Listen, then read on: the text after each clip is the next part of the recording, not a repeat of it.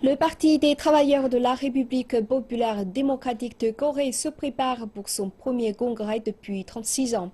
Il doit s'ouvrir le 6 mai et devrait présenter les dernières avancées des programmes nucléaires et de missiles de la République populaire démocratique de Corée. En République de Corée, les partisans d'une ligne dure et ceux de la diplomatie sont divisés sur l'attitude à adopter.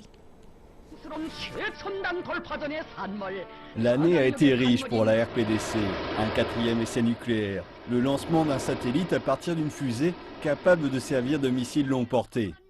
De multiples tests de missiles courte portée, dont un à partir d'un sous-marin, et la miniaturisation, non confirmée, d'une tête nucléaire. Avec l'arrivée de Kim Jong-un au pouvoir, leurs capacités nucléaires ont fait des progrès rapides et sont passées du développement d'une bombe atomique à celui d'une bombe à hydrogène. Ils ont eu les résultats des 3 premiers essais. Pour le 4e essai, l'objectif était de voir comment augmenter la puissance et fabriquer une arme stratégique. Des armes nucléaires plus puissantes et plus petites sont développées en tandem avec le programme de missiles. Certains conseillers du gouvernement sud-coréen estiment que la RPDC maîtrise déjà la technologie des missiles de moyenne portée.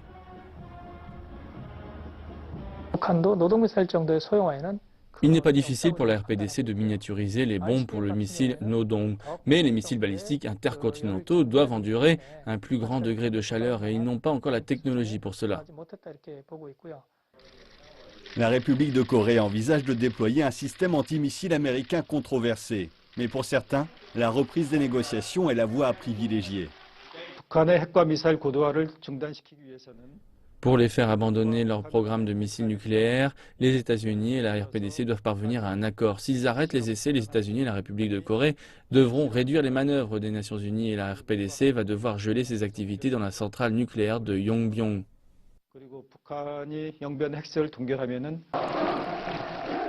Des sanctions prises par la communauté internationale, Chine incluse, visent à ralentir le développement d'une arme nucléaire de longue portée.